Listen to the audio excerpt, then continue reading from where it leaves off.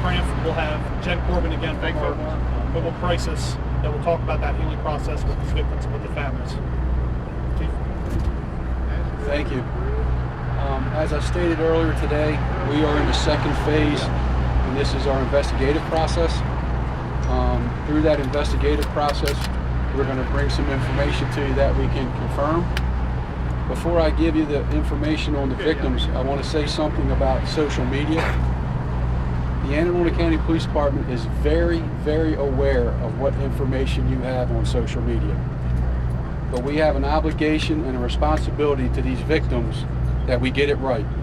And we only get to do that once. So I can't confirm what's on your social medias.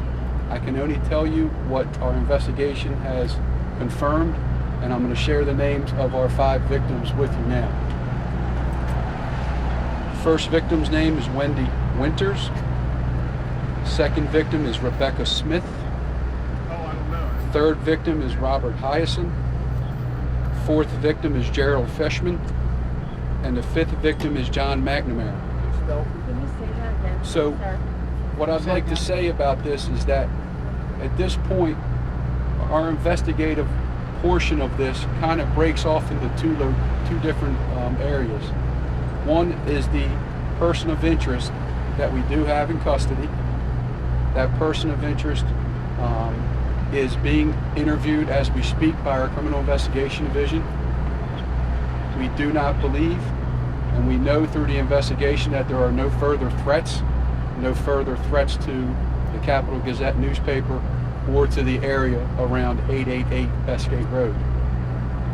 What I also would like to tell you is that the Anne Arundel County Police Department, with our partners throughout Anne Arundel County government, Annapolis City, the state, we work very well together.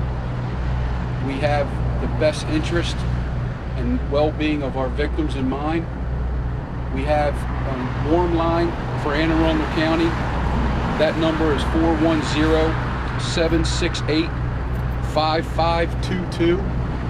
And I would urge any persons who witnessed anything that occurred this evening, were walking by the address of 888, was near the address, who just need someone to speak to, I would urge them to call that line.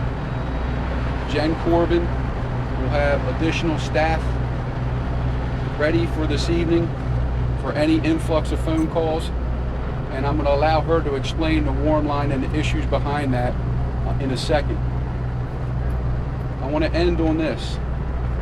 We have a responsibility and an obligation to these victims.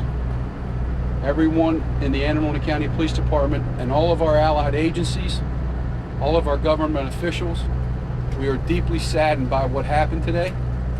We're deeply saddened that we had to make those notifications, and we're deeply saddened that a person had to take this into his own hands, and this is a result. So I'm going to bring Jen Corbin up, and we're going to talk about the warm line real quick. Chief, can you please tell the names again? I'll make sure everybody gets it. So good evening. Just to kind of explain what's happened, my staff has been here since this occurred. We have been involved in the reunification of the witnesses to their families, along with notifying the families of the people who've lost their lives. For the warm line, basically what we're asking is anyone who spoke with us today, or anybody who maybe did not make contact with us through investigations, that they can reach out through that number. We have licensed clinicians on 24 hours a day. We will come out and help you in any way possible. What I'm going to ask is that we're not using that number to call for information on the investigation. That is not what this number is for. This number is for people who have witnessed and might need assistance getting through the trauma piece of this. We are not asking you to call and ask questions about which family members are where, or us to give comments on the investigation. We are here to help.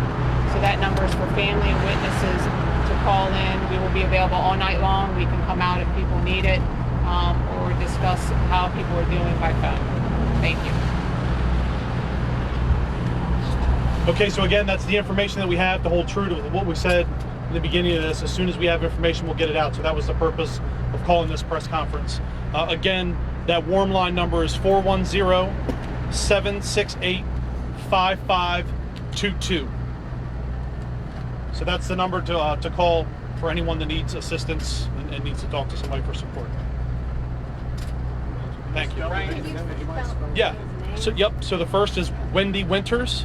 That's spelled Wendi. Last name is Winters. Winters. Can we get ages? Yeah, this is all that I have at this point. Second is Rebecca Smith. Rebecca Smith. Common spelling. First name is Robert, and the last name is Henry, Ida, Adam, Sam, Ocean, Nora. Again, that's Hiaason. Gerald Fishman, Gerald. Last name Fishman, Fischman. And last is John McNamara, John McNemara. Are they all journalists? It's my understanding that all are employees of the Capital Gazette. Or Capital Gazette on McNamara?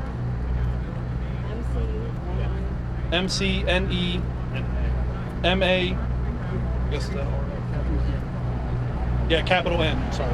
Sorry, I'm really sorry. The third name, Robert Henry Hyatt. Nope. Nope. Henry was the H. So it's Robert, and then the last name is Hiaason. Thank you.